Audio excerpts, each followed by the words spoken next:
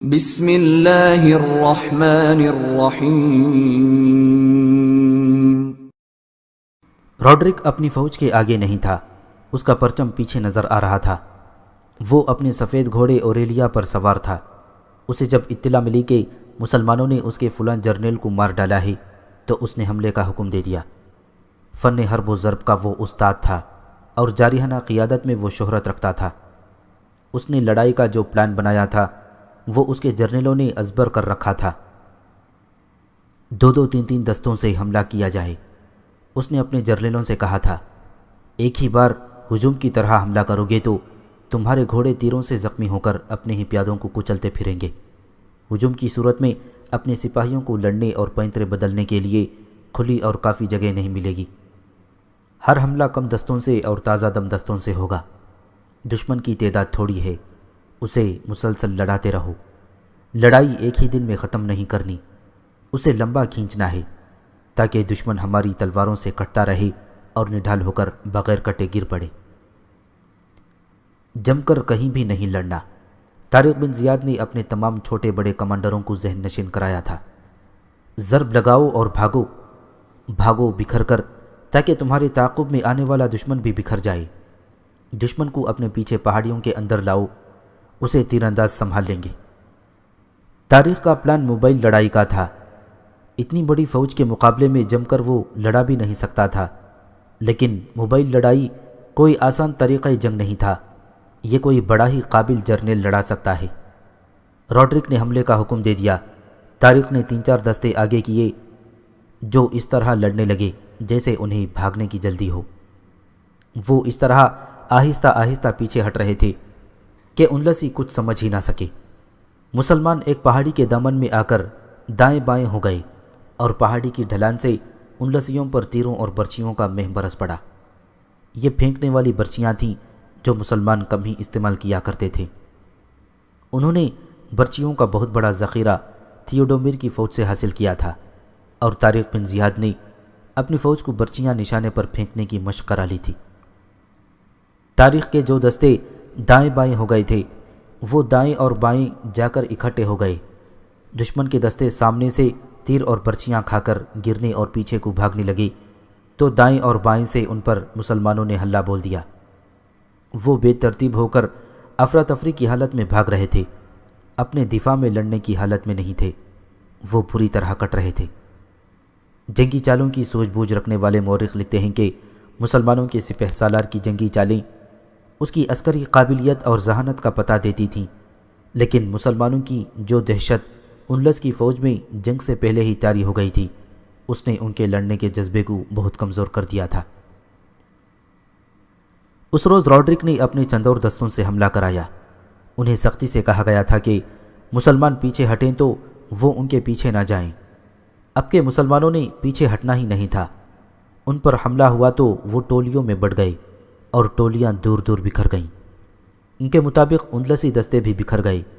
مسلمانوں کی ٹولیوں نے انہیں بکھیر کر ان پر ایسا حملہ بولا کہ انلسیوں کا بے تحاشا جانی نقصان ہونے لگا۔ مسلمان گھوم پھر کر اور بھاگنے کے انداز سے لڑ رہے تھے۔ پھر اچانک ایسے ہوا کہ مسلمان اکٹھے ہو گئے اور نیم دائرے کی شکل میں ہو کر روڈرک کے ان دستوں کو گھیر لیا۔ وہ اندر کی طرف دبتے گئے اور وہ ایسی بری پوزیشن میں آ گئے کہ ان کے لیے تلواریں گھمانے اور اوپر اٹھا کر وار کرنے کی جگہ ہی نہیں تھی۔ مسلمان جو بربر تھے انہیں کاٹتے ہی چلے جا رہے تھے۔ سورج غروب ہو گیا۔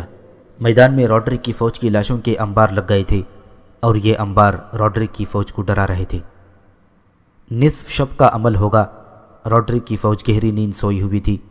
سنتری آہستہ آہستہ گھوم پھر رہے تھے۔ اچانک ایک سنتری کی گردن پیچھے سے کسی کے بازو کے شکنجے میں آ گئی، پھر اس کے دل میں ایک خنجر اتر گیا۔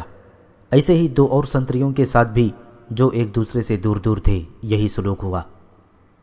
اس طرف اب کوئی رکاوٹ نہیں تھی، فوج بغیر خیموں کی تھی۔ اس طرف فوج کے گھوڑے بندھے ہوئے تھے اور ان کے سوار ان کے قریب سوئے ہوئے تھے۔ سنتری مارے گئے تو 6 آدمی جو بربر مسلمان تھے دبے پاؤں گھوڑوں کے قریب گئے اور ان کی رسیاں کاٹنی شروع کر دیں۔ تقریباً 150 گھوڑوں کے پیٹ یا پیٹھ یا گردن میں ایک بار اتنی زور سے خنجر مارے کہ آدھے خنجر گھوڑوں کے جسموں میں چلے گئے۔ گھوڑے تکلیف سے ہنہنا کر بھاگ اٹھے۔ طارق بن زیاد کے یہ جانباز مجاہدین دوسرے گھوڑوں کو بھی خنجر مارتے گئے۔ گھوڑے ہنہناتے، بدکتے اور بھاگتے گئے۔ ان کے سوار تو پہلے ہی 6 گھوڑوں کی آواز پر جاگ اٹھے تھے، لیکن زخم کھا کر بھاگنے والے گھوڑوں کی تعداد تیزی سے بڑھتی گئی اور گھوڑے زمین پر سوئے ہوئے سواروں کو رونتے چلے جا رہے تھے۔ وہاں تو دور دور تک سوار اور سپاہی سوئے ہوئے تھے۔ موزور اور بے لگام گھوڑوں نے نہ جانے کتنے آدمی اپنے قدموں تلے کچل ڈالے۔ انہیں پکڑنا ممکن نہیں تھا۔ کوئی آدمی گھوڑے کی زد میں آتا تو بری طرح گرتا اور اس پر کسی دوسرے گھوڑے کا پاؤں آ جاتا۔ یہ کارروائی کر کے جانباز مجاہدین بخیر و عافیت وہاں سے نکل گئے۔ وہ جب اپنے کیمپ میں پہنچے تو وہاں تک روڈرک کے فوجی کیمپ کا غلغباڑہ سنائی دے رہا تھا۔ گھوڑے اب تک بھاگ دوڑ رہے تھے۔ ان کی تمام فوج جاگ اٹھی تھی۔ وہ عام سی قسم کے نہیں بلکہ جنگی گھوڑے تھے، تندرست اور توانا۔ ان پر قابو پانا آسان نہیں تھا۔ روڈرک بھی جاگ اٹھا تھا۔ ایک گھوڑے کو بڑی ہی مشکل سے پکڑا گیا۔ مشعلیں جلا لی گئیں۔ یہ گھوڑا روڈرک کو دکھایا گیا۔ اس کی پیٹھ سے خون ٹپک رہا تھا۔ روڈرک حیران ہو ہی رہا تھا کہ یہ گھوڑا کس طرح زخمی ہوا کہ اس کے پاس چند اور گھوڑے پکڑ لائے تھے۔ ہر گھوڑے کا کہیں نہ کہیں سے خون بہہ رہا تھا۔ یہ دشمن کا شب خون ہے، روڈرک نے کہا۔ گھوڑوں پر جو سنتری تھے انہیں ایک ایک گھوڑے کے پیچھے باندھ کر گھوڑے دوڑا دو۔ ان کی کھالیں اتر جائیں تو انہیں دریا میں پھینک دو۔ سنتریوں کی تلاش شروع ہوئی۔ بہت دیر بعد تینوں کی لاشیں ملی۔ اگلی صبح کا اجالا سفید ہوا تو میدان جنگ کا منظر ہولناک تھا۔ دور دور تک اندلسیوں کی لاشیں پڑی ہوئی تھیں۔ یہ روڈرک کی غلطی تھی کہ اس نے رات کو لاشیں نہ اٹھوائیں۔ صبح جب اس کی فوج نے اپنی ساتھیوں کی لاشیں دیکھیں تو ان پر پہلے ہی جو دہشت تاری تھی اس میں اضافہ ہو گیا۔ روڈرک کو چاہیے تھا کہ رات کو لاشیں اٹھانے اور دریا میں پھینکنے کا حکم دے، لیکن وہ شاید یہ دیکھ کر بوکھلایا ہوا تھا کہ مسلمانوں نے اس کی اتنی فوج کو ختم کس طرح کر دیا ہے۔ اسے تو یہ توقع تھی کہ جتنے دستوں سے اس نے حملہ کروایا تھا وہی قلیل تعداد مسلمانوں کو بھگا دے گی، مگر پہلے دن کی لڑائی کا جو انجام ہوا وہ اس کے لیے غیر متوقع تھا۔ رات کو مسلمانوں نے جو دلیرانہ کارروائی کی اس سے وہ آگ بگولا تو ہوا، لیکن اس کی باتوں سے پتہ چلتا تھا کہ وہ اندر سے ہل گیا ہے۔ اس کے کیمپ کی حالت بہت بری تھی۔ رات کو گھوڑوں نے سینکڑوں آدمیوں کو زخمی اور سینکڑوں کو ہلاک کر ڈالا تھا۔ یہ 150 زخمی گھوڑے اس کے لیے بیکار ہو گئے تھے۔ روڈرک نے اپنے جرنیلوں کو بلوایا۔ آج شام کو میں اتنے ہی مسلمانوں کی لاشیں دیکھنا چاہتا ہوں جتنی اپنی فوج کے تم میدان میں دیکھ رہے ہو۔ روڈرک نے اپنے جرنیلوں سے کہا، آج تم نے انتقام لینا ہے۔ آج ہم زیادہ نفری سے حملہ کریں گے، ایک جرنیل نے کہا۔ ہم انہیں پہاڑیوں کے اندر جا کر ختم کریں گے، تھیوڈومیر نے کہا۔ اگر تم میں اتنی عقل ہوتی تو ان سے مار کھا کر بھاگ نہ آتے، روڈرک نے تھیوڈومیر سے کہا۔ تم اپنے دستے پہاڑیوں کے اندر لے جاؤ گے تو نہ تم زندہ باہر آ سکو گے نہ تمہارا کوئی سپاہی۔ تم ان سے ایک بار یہی غلطی کر کے پٹ چکے ہو۔ اس نے دوسرے جرنیل سے کہا، اور تم کہتے ہو کہ تم زیادہ نفری سے حملہ کرو گے؟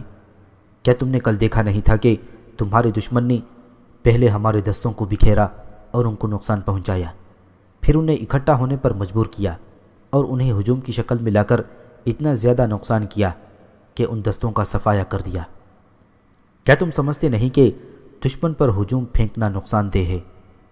آج کم نفری سے حملہ کرو، ایک اور ایک کا مقابلہ ہو۔ سپاہی اپنے درمیان اتنا فاصلہ رکھیں کہ پینترے بدلنے اور تلوار گھمانے میں سہولت ہو۔ آج کے حملے میں آدھے سوار اور آدھے پیادے ہوں گے۔ ادھر طارق بن زیاد اپنے چند ایک پیادہ دستے لیے اطمینان سے کھڑا تھا۔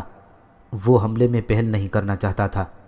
وہ دشمن کو پہل کاری کا موقع دیا کرتا تھا تاکہ دشمن کی چال اور اس کے انداز کا کچھ اندازہ ہو جائے۔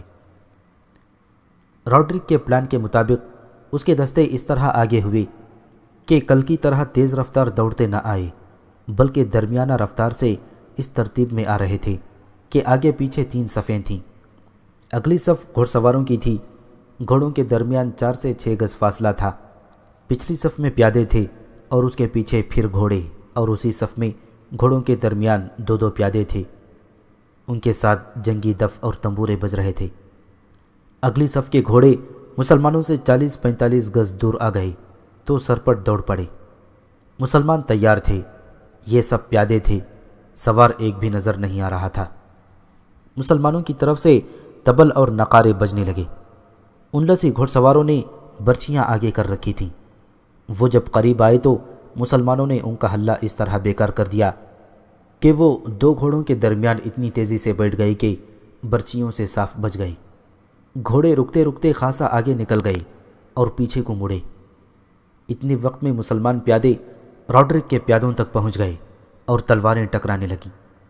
گھڑ سوار اب انہیں نقصان نہیں پہنچا سکتے تھے کیونکہ ان کے اپنے پیادے ان کی زد میں آتے تھے۔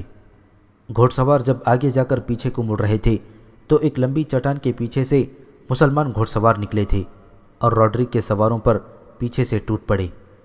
ان کے لیے یہ حملہ غیر متوقع تھا۔ سنبھلنے سے پہلے ہی وہ مسلمانوں کی برچیوں اور تلواروں کا شکار ہو گئے۔ ان لسیوں کی دوسری صف کے گھوڑ سواروں نے مسلمان گھوڑ سواروں کی طرف گھوڑے موڑے، لیکن مسلمان سواروں نے اپنے گھوڑے موڑ کر ایڑیں لگائیں اور جن چٹانوں اور پہاڑیوں سے نکلے تھے انہی کے پیچھے غائب ہو گئے۔ واپس واپس! ان لسی زبان میں للکار سنائی دینے لگی۔ پہاڑی کے پیچھے نہ جانا! ان لسی گھوڑے پیچھے کو مڑے تو مسلمان سوار 4-4 5-5 کی ٹولیوں میں ان پر اس طرح حملہ کرنے لگے کہ سواروں کو برچی یا تلوار سے گرا کر بھاگ جاتے۔ مورخ لکھتے ہیں کہ دونوں طرف کے پیادے تیغ زنی کے جوہر دکھا رہے تھے، لیکن ان لسیوں میں وہ جان نہیں تھی جو مسلمانوں میں تھی۔ مسلمان بربر تھے اور بربر جنگ و جدل کے شوقین بھی تھے اور ماہر بھی۔ ان کی خون ریزی بلکہ خون خواری مشہور تھی۔ قبول اسلام کے بعد کفار کے خلاف لڑنا ان کا مذہبی عقیدہ بن گیا تھا، جس سے ان کے لڑنے کے انداز میں مزید جوش پیدا ہو گیا تھا۔ ان لسی ان کے مقابلے میں جم کر لڑ نہ سکے اور پسپا ہونے لگے۔ ان لسی سواروں کو مسلمان سوار گھما پھرا کر لڑا رہے تھے۔ اس طریقۂ جنگ سے ان لسی سوار بکھر گئے تھے۔ مسلمان اکیلے اکیلے سوار کو گرا رہے تھے۔ بعض سواروں کو تو وہ گھوڑوں سمیت زندہ پکڑ کر لے آئے۔ مسلمانوں کے نعرے گرج رہے تھے اور ان کے طبلے جنگ اور نقاروں کی آواز اور زیادہ بلند اور جوشیلی ہو گئی۔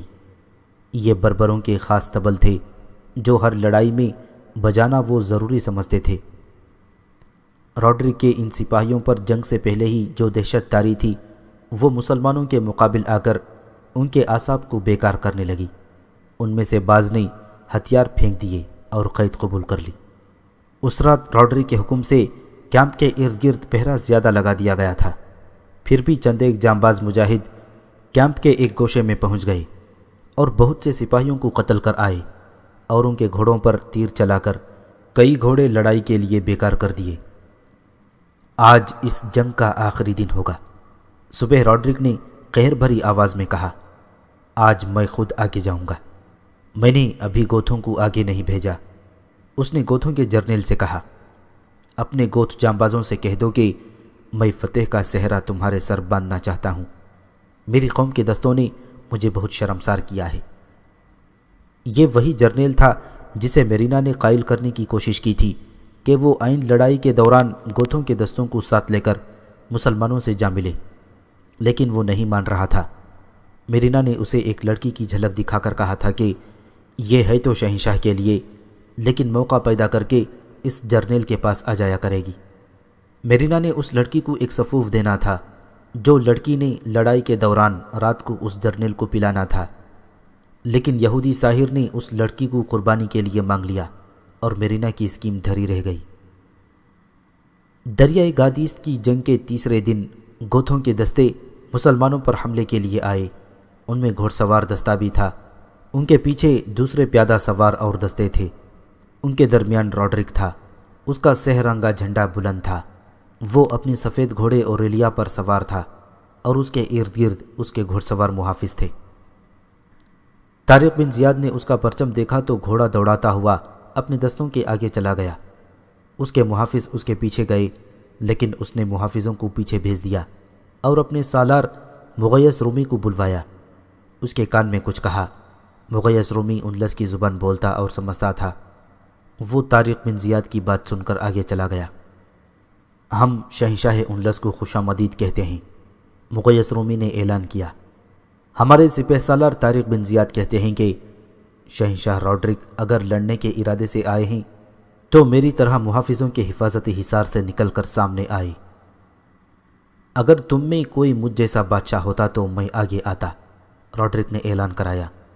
لٹیروں کے سردار کے سامنے جانا شہنشاہ کی توہین ہے، اپنے بادشاہ کو ساتھ لانا تھا۔ ہم تمہیں اپنے بادشاہ کے پاس جلدی پہنچا دیں گے، طارق بن زیاد نے اعلان کرایا۔ ہمارا بادشاہ اللہ ہے، ہم کسی انسان کو بادشاہ نہیں بنایا کرتے۔ ہم یہی پیغام لے کر آئے ہیں کہ سب کا بادشاہ اللہ ہے، اور ہم تمہاری بادشاہی کو ہمیشہ کے لیے ختم کرنے آئے ہیں۔ آگے بڑھو، روڈرک نے حکم دیا اور گوتھ جرنیل کا نام لے کر کہا، ان کی زبانیں بند کر دو۔ گوتھ جنرل نے نعرہ لگانے کے انداز سے کہا، ہلہ بول دو اے اہل گوتھ، اور اس نے اپنے گھوڑے کو ایڑ لگائی۔ ایک سوار اس کے پیچھے سے گھوڑا دوڑاتا آیا اور اپنی اس جرنیل کے قریب آ کر برچی اس کی پیٹھ میں اتار دی۔ جرنیل سیدھا ہوا، سوار نے برچی اس کی پیٹھ سے نکال کر ایک بار پھر برچی ماری جو اس کے پہلو میں اتر گئی۔ وہ گھوڑے سے گر پڑا۔ گوتھ دستوں نے تلواریں نیاموں میں ڈال لیں اور مسلمانوں کی طرف دوڑ پڑے۔ ان میں پیادے بھی تھے، گھوڑ سوار بھی۔ وہ شور و غل بپا کرتے آ رہے تھے۔ طارق بن زیاد کو تو معلوم تھا کہ گوتھ اور یہودی اس کے پاس آ جائیں گے، لیکن تاریخ کی فوج حیران تھی کہ یہ کیسا حملہ ہے کہ حملہ کرنے والوں نے تلواریں نیاموں میں ڈال رکھی ہیں۔ ان کا استقبال کرو، طارق نے اپنی فوج کے لیے اعلان کرایا۔ یہ تمہارے دوست ہیں، یہ اب تمہارے ساتھی ہیں۔ یہ کیا؟ ادھر روڈرک گھبراہٹ اور حیرت کے عالم میں پوچھ رہا تھا، یہ کہاں جا رہے ہیں؟ انہوں نے اپنے جرنیل کو قتل کر دیا ہے۔ اسے جواب دینے والا کوئی نہ تھا۔ یہ اوپاس اور میرینا کی خفیہ کارروائی تھی جو کامیاب رہی۔ گوتھوں کی تعداد کے معاملے میں مورخوں میں اختلاف پایا جاتا ہے۔ بعض نے تعداد 20,000 لکھی ہے اور کچھ 25,000 لکھتے ہیں۔ ایک نے 15 اور 20,000 کے درمیان لکھی ہے۔ روڈرک کو اس سوال کا جواب نہیں مل رہا تھا کہ گوتھوں نے کیا کیا ہے۔ اسے اس طرف سے جواب ملا، ہم اپنے بادشاہ ویٹیزا کا انتقام لیں گے۔ ایک گوتھ نے آگے جا کر بلند آواز سے کہا، اندلس کی بادشاہی گوتھ قوم کا ورثہ ہے۔ روڈرک، تم نے گوتھوں کی بادشاہی کا خاتمہ کیا اور تخت نشین ہو گئے تھے۔ دیکھ ہم اپنا ورثہ کس طرح واپس لیتے ہیں۔ اس روز لڑے بغیر جنگ کا پانسا ہی پلٹ گیا۔ اگلے دنوں میں روڈرک نے پرجوش حملے کرائے، لیکن ہر حملہ پسپائی کی صورت اختیار کر جاتا۔ مسلمانوں کی تعداد میں ایک ہی بار میں 20,000 کا اضافہ ہو گیا تھا۔ یہ تعداد برائے نام نہیں تھی، بلکہ اس تعداد میں انتقام کا جذبہ تھا، اور اس جذبے کی تسکین کے لیے ان گوتھوں کو اور ان یہودیوں کو جو مسلمانوں سے آملے تھے، مسلمانوں کی حمایت حاصل ہو گئی تھی، اور مسلمان بھی ایسے جنگجو اور جانباز کہ ایک 10 کا مقابلہ کرتے تھے۔ طارق بن زیاد کو جب اتنی زیادہ فوج مل گئی تو اس نے اپنی جنگی چالوں میں رد و بدل کیا اور گوتھوں میں سے ایک کو جرنیل بنا دیا۔ ان کا جرنیل مارا گیا تھا۔ کون کہہ سکتا ہے کہ میرے رسول صلی اللہ علیہ وسلم کی بشارت صحیح نہیں ہو سکتی؟ طارق بن زیاد نے اپنے سالاروں سے کہا، اللہ جب کرم کرنے پر آتا ہے تو ایسے اسباب پیدا کر دیتا ہے کہ اس کے بندوں کی ہر مشکل آسان ہو جاتی ہے۔ اللہ نے اپنے محبوب صلی اللہ علیہ وسلم کی بشارت پوری کرنی تھی اور یہ معجزہ ہو گیا۔ اپنے ہر عسکری سے کہہ دو کہ اللہ کے حضور سر جھکائے رکھو اور دل میں اللہ کا ہی نام رکھو۔ یہ ایک معجزہ تھا جس کا ذکر ہر مورخ نے تفصیل سے کیا ہے۔ ادھر دریائے گادیت کے کنارے ایک خوشنما خیمے میں، جس کے اندر محل کے ایک کمرے کا دل نشین منظر بنا ہوا تھا، شاہ اندلس روڈرک شدید بے چینی اور غصے کا مجسمہ بنا ہوا تھا۔ کبھی وہ بیٹھ جاتا اور اچانک گیند کی طرح اچھل کر کھڑا ہو جاتا اور خیمے کے اندر تیز تیز ٹہلنے لگتا۔ کبھی تپائی پر زور سے گھونسا مارتا، کبھی اپنے ایک ہاتھ پر دوسرے ہاتھ کا مکہ مارتا۔ اس کے 2 جرنیل خیمے سے باہر ڈرے سہمے کھڑے تھے۔ آخر وہ بوڑھا جرنیل خیمے میں گیا جس کا روڈرک بہت احترام کرتا تھا۔ شہنشاہ معظم کو اس طرح دل برداشتہ نہیں ہونا چاہیے، جرنیل نے کہا۔ گوت دھوکہ دے گئے ہیں تو کوئی فرق نہیں پڑے گا، ہم ان گوتھوں کی نسل ختم کر دیں گے۔ نسل ہماری ختم ہو رہی ہے۔ روڈرک نے بڑی زور سے اپنا پاؤں زمین پر مارا اور گرج کر بولا، تم اس قابل ہوتے جو کہہ رہے ہو کہ یہ لڑائی پہلے دن ہی ختم ہو جاتی۔ تم نے اس دشمن کا کیا بگاڑ لیا ہے جو تعداد کے لحاظ سے ہمارے سامنے اس طرح ہے جیسے آدمی کے پاؤں تلے چونٹیاں ہوں، لیکن یہ چونٹیاں ہمارے وجود پر چڑھ آئی ہیں۔ دشمن کمزور ہونے کے باوجود پہلے سے زیادہ طاقتور ہو گیا ہے۔ میری نظروں سے دور ہو جاؤ۔ جرنیل نے نظروں سے دور ہونے کے بجائے پیالے میں شراب ڈالی۔ ہم شہنشاہ کو اس حالت میں نہیں دیکھ سکتے۔ جرنیل نے پیالہ راڈرک کی طرف بڑھاتے ہوئے کہا، یہ لیں اور اپنے آپ پر قابو پائیں۔ راڈرک نے پیالہ اس کے ہاتھ سے لے کر زمین پر دے مارا اور اس کے ٹکڑوں کو کھڈ مارنے لگا۔ تم میرے ہوش و حواس گم کرنا چاہتے ہو، راڈرک نے کہا۔ تم چاہتے ہو کہ میں اتنی بڑی حقیقت بھول جاؤں؟ جرنیل خیمے سے نکل گیا اور عورتوں کے خیموں کی طرف چلا گیا۔ واپس آیا تو اس کے ساتھ ایک نوجوان لڑکی تھی جو راڈرک کو بہت ہی اچھی لگتی تھی۔ جرنیل اسے کچھ کہتا آ رہا تھا۔ راڈرک نے قریب آ کر اس نے لڑکی کو خیمے میں داخل کر دیا۔ دوسرے ہی لمحے لڑکی خیمے سے باہر آ پڑی۔ راڈرک نے اسے بڑی زور سے دھکا دیا تھا۔ لڑکی اٹھی اور عورتوں کے خیموں کی طرف بھاگ گئی۔ راڈرک نے بوڑھے جرنیل کو آواز دی۔ جرنیل دوڑتا اندر گیا۔ راڈرک کچھ سکون میں تھا۔ معلوم ہوتا ہے وہ یہودی کاہن ناکام ہو گیا ہے، اس نے بوڑھے جرنیل سے مایوسی کے لہجے میں کہا۔ اس نے کہا تھا کہ ایک نوخیز لڑکی کی جان کی قربانی دینے سے مجھ پر برے شگون کا اثر ہوگا تو وہ زائل ہو جائے گا۔ میں نے اسے لڑکی دے دی تھی، اس نے لڑکی کی جان کی قربانی دے دی ہوگی، وہ ضائع ہو گئی۔ اس یہودی نے ہمیں دھوکہ تو نہیں دیا ہوگا۔ میں ابھی ایک سوار کو تلیتا بھیج دیتا ہوں، بوڑھے جرنیل نے کہا۔ وہ معلوم کر کے آ جائے گا۔ کب پہنچے گا، کب آئے گا؟ راڈرک نے ایسے لہجے میں کہا جس میں شکست خوردگی کی جھلک نمایاں تھی۔ مجھے ہرقل کا برج نہیں کھلوانا چاہیے تھا۔ اس برج کی رکھوالی کرنے والے دونوں راہبوں نے مجھے روکا تھا۔ تم میرے ساتھ تھے، تم نے بھی سمجھایا اور مجھے منع کیا تھا۔ اس وہم کو دل سے نکال دیں شہنشاہ، جرنیل نے کہا۔ کیسے نکال دوں؟ راڈرک نے ڈری ہوئی آواز میں کہا۔ کیا تم دیکھ نہیں رہے کہ ہم نے لڑائی کا جو منظر برج کے اندر دیکھا تھا وہ یہاں ہم ہر روز دیکھ رہے ہیں؟ مسلمانوں کے وہی نعرے سن رہے ہیں اور اپنی فوج کی ویسی ہی پسپائی دیکھنے میں آتی ہے۔ میں نے برج کی لڑائی کے منظر میں اپنے آپ کو دیکھا تھا، پھر میں نے اپنے گھوڑے کو میرے بغیر بھاگتے دوڑتے دیکھا تھا، اور وہ لڑکی پھر میرے خوابوں میں آنے لگی جسے میں نے پیمپلونا میں قتل کیا تھا۔ مورخ لین پول انلس کے 3 مورخوں کے حوالوں سے لکھتا ہے کہ راڈرک پر یہ دونوں برج اور لڑکی آسیب کی طرح سوار ہو گئے تھے۔ یہودی ساحر جس نے اسے اس آسیب سے نجات دلانی تھی میرینا کے ہاتھوں مارا جا چکا تھا۔ 20-22 ہزار گوت اس کا ساتھ نہ صرف چھوڑ گئے تھے بلکہ اس کے خلاف لڑ رہے تھے۔ اس کے پاس نفری بھی بہت زیادہ تھی، لیکن یہ نفری حوصلہ ہار بیٹھی تھی۔ میدان جنگ پر طارق بن زیاد چھایا ہوا تھا۔ وہ کسی وہم اور کسی آسیب میں مبتلا نہیں تھا۔ اس کے ضمیر پر کسی گناہ کا بوجھ نہیں تھا۔ اس کا پختہ عقیدہ اس کے حوصلے اور استقلال کو پختہ کیے ہوئے تھا۔ راڈرک کے گناہ اس کا منہ چڑا رہے تھے۔ اس کا روز حساب آ پہنچا تھا۔ جنگ غادیت کا 8واں دن طلوع ہوا۔ راڈرک نے اپنی تمام فوج کو میدان جنگ میں نہایت اچھی ترتیب میں کھڑا کیا۔ وہ اپنے سفید گھوڑے اولیریا پر سوار ہوا۔ گھوڑا اپنی فوج کے صفوں کے آگے دوڑاتا، روکتا اور اعلان کرتا کہ آج کی لڑائی کو فیصلہ کن بنانا ہے۔ اگر آج تم نے دشمن کو شکست دے دی تو اتنا انعام دوں گا کہ تمہاری آنے والی نسلیں بھی شہنشاہ راڈرک کو یاد کیا کریں گی۔ اے قوم گوت، طارق بن زیاد اپنی فوج سے مخاطب تھا، تم آج شکست کھا گئے تو انلس میں تمہاری نسل ختم کر دی جائے گی۔ تمہاری کسی عورت اور کسی بچے کو راڈرک زندہ نہیں رہنے دے گا۔ اور اے قوم بربر، کیا تم نے کبھی کسی سے شکست کھائی تھی؟ اگر اب شکست کھا بیٹھے تو کہاں جاؤ گے؟ تم پہلی بار کسی دوسرے ملک میں آئے ہو۔ عربی مسلمان کئی دوسرے ملکوں کو سلطنت اسلامیہ میں شامل کر چکے ہیں۔ کیا تم اپنے بھائیوں سے یہ کہلوانا پسند کرو گے کہ بربر کسی دوسرے ملک میں جانے کے قابل ہی نہ تھے؟ نہیں طارق، نہیں۔ بربروں کے لشکر سے ہزاروں آوازیں بلند ہوئیں۔ ہم تیرے ساتھ ہیں، تیرے ساتھ رہیں گے۔ حملہ آوروں کے نعروں سے نہ ڈرو، راڈرک اپنی فوج سے کہہ رہا تھا۔ یہ کسی بادشاہ کی فوج نہیں، یہ ڈاکو ہیں، لٹیرے ہیں۔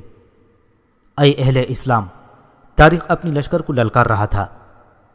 فتح تمہاری ہے، تم دشمن پر دہشت بن کر چھا چکے ہو، اور مت بھولو کہ یہ ہزاروں گوت اپنے ظالم اور گنہگار بادشاہ سے نجات حاصل کرنے کے لیے آئے ہیں۔ اللہ کا حکم ہے کہ جس بستی کے لوگوں پر ظلم ہو رہا ہو اور ان کی فریاد سننے والا کوئی نہ ہو، ان کی مدد کو پہنچو۔ اپنے ان گوت بھائیوں کو اس ظالم بادشاہ سے آزاد کرانے کے لیے اپنی جانیں قربان کر دو۔ ہم جانیں قربان کر دیں گے تاریخ، بربروں کے لشکر سے آوازیں اٹھیں، ہم جانیں قربان کر دیں گے۔ روڈرک نے حملے کا حکم دے دیا۔ اس کے سوار دستے سرپٹ گھوڑے دوڑاتے آئے۔ تاریخ نے اپنے سوار دستوں کو ہی آگے رکھا ہوا تھا۔ جب دشمن کے سوار کچھ دور ہی تھے تو تاریخ کے سوار دستوں کے پیچھے سے پیادے سواروں کی صف سے آگے ہو گئے۔ یہ سب تیر انداز تھے۔ انہوں نے انلسی سواروں پر تیر چلانے شروع کر دیے۔ یہ بڑی تیز تیر اندازی تھی۔ بربروں کی کمانیں بہت سخت تھیں، ان سے نکلے ہوئے تیر تیز جاتے اور عام کمانوں کی نسبت زیادہ دور جاتے تھے۔ انلسی سوار گرنے لگے، گھوڑوں کی رفتار کم نہ ہوئی۔ جب وہ قریب آئے تو تیر انداز بڑی تیزی سے اپنے سوار دستے کے پیچھے چلے گئے۔ مسلمان سوار تیار تھے۔ دونوں طرف کے سواروں کا شدید تصادم ہوا۔ جب سوار آپس میں گڑبڑ ہو گئے تو تاریخ کے اشارے پر ایک طرف سے گوت سواروں کا دستہ نکلا اور اس نے پہلو سے انلسی سواروں پر حملہ بول دیا۔ روڈرک اب تماشا نہیں دیکھنا چاہتا تھا۔ اس نے پیادہ دستوں کو حملے کا حکم دے دیا۔ اب طارق بن زیاد اپنی مخصوص چالیں چلنے لگا۔ اس نے گوتھوں کو آمنے سامنے کی لڑائی لڑتے رہنے کے لیے کہا اور مسلمان دستوں کو دائیں اور بائیں بھیج دیا۔ ایک طرف مغیث رومی اور دوسری طرف ابو ذروہ طریف گیا۔ وہ دور کا چکر کاٹ کر اپنے اپنے مقام پر پہنچ گئے۔ روڈرک اپنے دستے لڑائی میں جھونکتا چلا جا رہا تھا۔ اس کے پیچھے دریا تھا۔ مغیث رومی اور ابو ذروہ طریف نے دونوں طرف سے ان دستوں پر بہت تیزی سے حملہ کر دیا جو ابھی روڈرک کے پاس تھے۔ یہ دونوں پہلوؤں پر حملہ تھا جو ایسا غیر متوقع تھا کہ انلسی بری طرح گھبرا گئے۔ روڈرک بھی نہ سمجھ سکا کہ یہ کیا ہوا ہے۔ اس کے دستے سنبھل کر مقابلے میں آنے کے بجائے ڈری ہوئی بھیڑوں کی طرح ایک دوسرے میں سکڑنے اور سمٹنے لگے۔ ان کی یہ پوزیشن ایسی تھی جیسے شکاری کو پرکٹی اور آرام سے بیٹھی ہوئی بطخیں مل جائیں۔ مجاہدین نے ان میں سے ان کو زندہ چھوڑا جس نے ان کے آگے ہتھیار ڈال دیے اور وہ بیٹھ گیا یا سجدے میں گر پڑا۔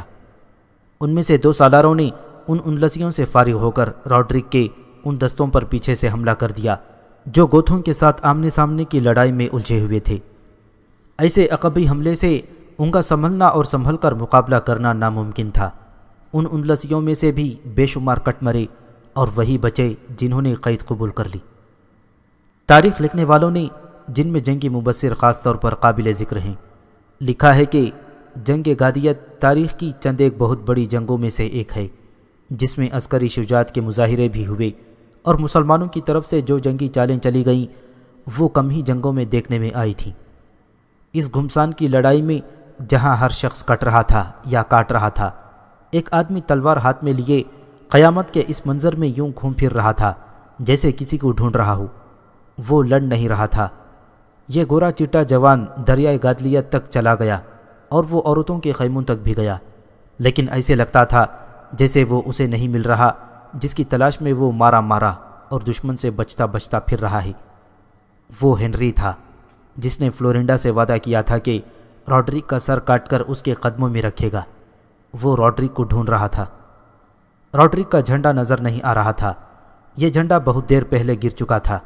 انلسیوں کے دل چھوڑ دینے کی ایک وجہ یہ بھی تھی کہ ان کا شاہی پرچم گر پڑا تھا، جس کا مطلب یہ تھا کہ بادشاہ پکڑا گیا ہے یا مارا گیا ہے۔ ہنری نے دریا کے کنارے روڈرک کا سفید گھوڑا دیکھا، لیکن اس گھوڑے پر روڈرک سوار نہیں تھا۔ گھوڑے کے پاس ایک تلوار پڑی تھی جس کے دستے پر بیش قیمت ہیرے اور پتھر جڑے ہوئے تھے۔ یہ یقیناً روڈرک کی تلوار تھی۔ عجیب چیز یہ دیکھی گئی کہ روڈرک کے جوتے بھی تلوار کے پاس پڑے ہوئے تھے۔ ہنری عورتوں کے خیمے میں چلا گیا۔ وہاں روڈرک کے حرم کی عورتیں ڈری اور سہمی ہوئی موجود تھیں۔ ہنری نے انہیں ڈرا دھمکا کر روڈرک کے متعلق پوچھا۔ ہر عورت نے یہی کہا کہ اسے کچھ پتہ نہیں۔ ہنری دوڑتا گیا، روڈرک کی تلوار اٹھائی اور اس کے جوتے اٹھائے اور اس کے محبوب گھوڑے اولیریا پر سوار ہوا۔ گھوڑے کو ایڑ لگائی اور بڑی بلند آواز سے کہا، روڈرک مارا گیا ہے، روڈرک مارا گیا ہے، کہ نعرے لگاتا ہوا طارق بن زیاد کے پاس جا پہنچا۔ اور اسے بتایا کہ اسے روڈرک کا یہ گھوڑا، تلوار اور جوتے کہاں سے ملے ہیں۔ 8 دنوں کی جنگ ختم ہو گئی۔ لینپول لکھتا ہے کہ اس 8 دنوں کی جنگ نے مسلمانوں کو 800 سال کے لیے اندلس کی حکمرانی دے دی، لیکن چند اور لڑائیاں بھی انہیں لڑنی پڑیں۔ فیصلہ کن جنگ یہی تھی جو جنگ غادلیت کے نام سے مشہور ہے۔ تمام مورخوں نے متفقہ طور پر لکھا ہے کہ روڈرک کا کچھ پتہ نہ چل سکا۔ اس کا سفید گھوڑا اور تلوار اور جوتے دریا کے کنارے سے ملے تھے۔ بعض نے خیال ظاہر کیا ہے کہ اس نے دریا میں ڈوب کر خودکشی کر لی تھی۔ زیادہ تر نے یہی لکھا ہے کہ وہ بھاگنے کی کوشش میں دریا تیر کر پار کر رہا تھا، لیکن دریا کی تندی اور تیزی نے اسے دوسرے کنارے تک نہ پہنچنے دیا۔ مورخوں نے یہ خاص طور پر لکھا ہے کہ اندلس کے عیسائیوں میں یہ بات ایک عقیدے کی طور پر پھیل گئی تھی کہ روڈرک مرا نہیں، بلکہ وہ بدلے ہوئے روپ میں عیسائیت کا مبلغ اور محافظ بن کر واپس آئے گا۔ یہ عقیدہ بڑی لمبی مدت تک اندلس کے لوگوں میں مشہور رہا۔ اس دور کے جو دستاویزات تاریخ نویسیوں کو ملی ہیں اور جن میں سے کچھ عجائب خانوں میں بھی رکھی ہیں، ایک اور بات سناتی ہیں، وہ یہ کہ روڈرک دریا میں ڈوب کر نہیں مرا تھا، بلکہ وہ ایک جزیرے میں چلا گیا تھا جہاں سانپوں کی بہتات تھی۔ ہر روز ایک سانپ روڈرک کو ڈستا تھا، لیکن روڈرک مرتا نہیں تھا۔ خدا نے اسے گناہوں کی سزا دینے کے لیے خاصی لمبی عمر دی اور سانپ اسے ڈستے رہے، اور جب وہ مر گیا تو اس کا مردہ جسم سانپوں کی خوراک بنا۔ یہ روایت لکھنے والے تمام مورخ عیسائی ہیں۔ اس جنگ میں اندلس کی فوج کے 50,000 آدمی ہلاک ہوئے، جن میں نامی گرامی جرنیل بھی تھے اور اندلس کے نواب اور امراء بھی۔ روڈرک کی اس فوج کے 30,000 سپاہی اور چھوٹے بڑے عہدیدار جنگی قیدی بنے۔ تاریخ کے مطابق روڈرک کی فوج اپنے ساتھ بڑے لمبے لمبے رسے اس مقصد سے ساتھ لائی تھی کہ مسلمان جنگی قیدیوں کو باندھ کر لایا جائے گا، لیکن مسلمانوں نے انہی رسوں سے روڈرک کی 30,000 فوج باندھ لیے اور انہیں پیچھے بھیج دیا۔ روڈرک کی شکست خوردہ فوج کے 30,000 جنگی قیدیوں کو اکٹھا کر کے باندھنے سے پہلے کا منظر ایک عجیب منظر تھا۔ وادی علیقہ کی پہاڑیوں سے لے کر دریائے غادلیت تک کا وسیع و عریض میدان حشر بنا ہوا تھا۔ لاشوں کے انبار تھے جن کے لباس خون سے لال ہو گئے تھے۔ ہزاروں زخمی تڑپ رہے تھے، بعض اٹھنے کی کوشش کرتے تھے، اٹھتے تھے اور گرتے تھے، اور بہت سے ایسے تھے جو آخری سانسیں لے رہے تھے۔ کراہنے کی آوازیں منظر کو اور زیادہ ہیبت ناک بنا رہی تھیں۔ سب سے زیادہ چیخ و پکار تو ان اندلسی فوجیوں کی تھی جن کے جسموں پر تیر اترے ہوئے تھے۔ گھوڑوں اور پیادوں کی اڑائی ہوئی گرد زمین سے اوپر اڑ گئی تھی، اور وہ بادلوں کے ٹکڑوں کی طرح اندلس کے دارالحکومت تلیتا کی سمت اڑتی جا رہی تھی۔ ایک تاریخ دان سٹیفنز نے لکھا ہے، یہ حیرت ناک بات نہیں کہ مسلمان جرنیل تاریخ بربر روڈرک کی شکست کے منظر کو حیرت سے دیکھ رہا تھا۔ تاریخ آج تک حیران ہے کہ 12,000 نے 1,00,000 کو کس طرح تباہ و برباد کر ڈالا تھا۔ اس وقت جب روڈرک کی فرعونیت میدان جنگ میں خاک و خون میں تڑپ کر سسک اور کراہ رہی تھی، طارق بن زیاد گھوڑا دوڑاتا ایک پہاڑی پر چڑھ گیا اور اس بلندی سے یہ منظر دیکھ رہا تھا۔ اس کے فاتح مجاہدین اپنے زخموں اور شہید ساتھیوں کی لاشیں پورے احترام سے اٹھا رہے تھے۔ کچھ مجاہدین ان اندلسیوں کو پکڑ رہے تھے جو گھنی جھاڑیوں، اونچی گھاس اور درختوں کے پیچھے چھپنے کی کوشش کر رہے تھے۔ کچھ ایسے تھے جو اپنے ساتھیوں کی لاشوں کے نیچے چھپ رہے تھے۔ انہیں شاید یہ ڈر تھا کہ مسلمان انہیں قتل کر ڈالیں گے۔ بعض بھاگ رہے تھے، ان کا اپنا بنایا ہوا کشتیوں کا پل صحیح سلامت موجود تھا۔ وہ خوفزدہ ہجوم کی طرح اس پل سے گزرنے کی کوشش کر رہے تھے، ایک دوسرے کو دھینگا مشتی کے انداز سے دھکے دے دے کر آگے جانے کی جتن کر رہے تھے۔ ان میں کچھ اپنے ساتھیوں کی دھکم پیل سے دریا میں گر رہے تھے۔ مطمئن اور مسرور وہی تھے جو ہتھیار ڈال کر مسلمانوں کی قید میں آ کر بیٹھ گئے تھے۔ نہ جانے کس نے حکم دیا کہ کشتیوں کے پل سے جو اندلسی دریا پار کر رہے ہیں انہیں روکا جائے۔ بہت سے مسلمان تیر انداز دریا کے کنارے چلے گئے اور 3-4 جنگی قیدیوں سے اعلان کرانے لگے کہ سب واپس آ جائیں ورنہ ان پر تیر برسائے جائیں گے۔ سب نے پیچھے آنے کے بجائے آگے جانے کے لیے اور زیادہ دھکم پیل شروع کر دی۔ ادھر سے چند ایک تیر کمانوں سے نکلے اور کشتیوں کے پل پر چند ایک اندلسی گرے۔ اندلس کے ان فوجیوں میں بھگدڑ مچ گئی۔ وہ پیچھے آنے لگے، لیکن جو دوسرے کنارے کے قریب پہنچ گئے تھے وہ نکل گئے۔ ان کی تعداد کچھ کم نہ تھی۔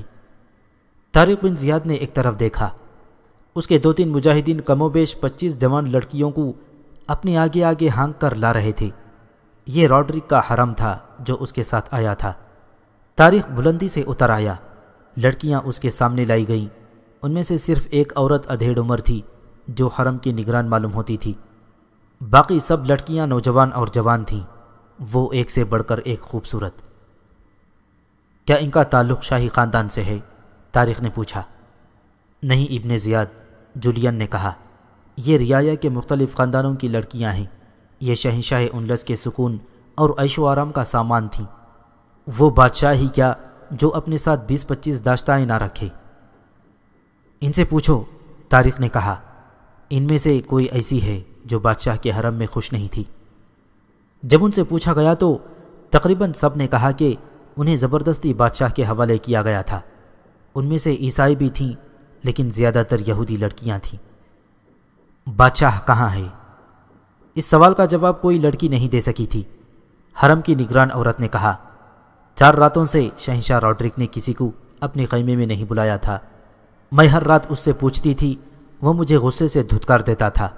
لڑائی کے دوسرے دن کے بعد سے وہ غصے سے باولا ہو گیا تھا اور رات کو وہ اتنی زیادہ شراب پی لیتا تھا کہ میں نے ایک رات اسے زمین پر اوندھے منہ بے ہوش پڑے دیکھا۔ میں نے دربان کو بلا کر اسے اٹھایا اور بستر پر ڈالا تھا۔ صبح ہوتی تو وہ پوری طرح ہوش و حواس میں ہوتا تھا۔ اندلس کے اس شہنشاہ کی فوج کو تو مسلمانوں نے شکست دی تھی، ان مسلمانوں کے سپہ سالار طارق بن زیاد کے سر پر اللہ کا ہاتھ تھا اور دل میں رسول اللہ صلی اللہ علیہ وسلم کا عشق تھا۔ آن حضور صلی اللہ علیہ وسلم نے اسے بشارت دی تھی، یہ بشارت دراصل رسول اللہ صلی اللہ علیہ وسلم کا فرمان تھا۔ طارق نے رسول اللہ صلی اللہ علیہ وسلم کے فرمان کی تعمیل کی تھی۔ اندلس کے شہنشاہ راڈرک کو اس کے گناہوں نے شکست دی تھی، اسے عبرتناک شکست ہوئی تھی، نہ جانے کتنی معصوم کنواریوں کی آہوں نے اسے شکست دی تھی۔ اسے استور نے شکست دی تھی جس نے اس کی تلوار سے اپنا سر کٹوانے سے پہلے اسے کہا تھا کہ تیری بادشاہی پر گھوڑے دوڑیں گے۔ استوریا اس کے دل و دماغ پر ایک خوف بن کر آسیب کی مانند طاری ہو گئی تھی۔ طارق اس وقت باہر میدان میں کھڑا تھا جب لڑکیاں اس کے سامنے لائی گئی تھیں۔ قیدی جو کہیں چھپ گئے تھے انہیں ڈھونڈ ڈھونڈ کر لایا جا رہا تھا۔ حرم کی لڑکیوں کے قریب سے 3-4 قیدی گزارے جا رہے تھے، ان کے ساتھ 2 مسلمان مجاہدین تھے۔ ان قیدیوں میں سے ایک لباس، شکل و صورت، ڈیل ڈول اور چال ڈھال سے دوسرے قیدیوں سے برتر اور الگ تھلگ لگتا تھا۔ وہ طارق بن زیاد کے سامنے نیم دائرے میں کھڑی لڑکیوں کو دیکھ کر گزر گیا۔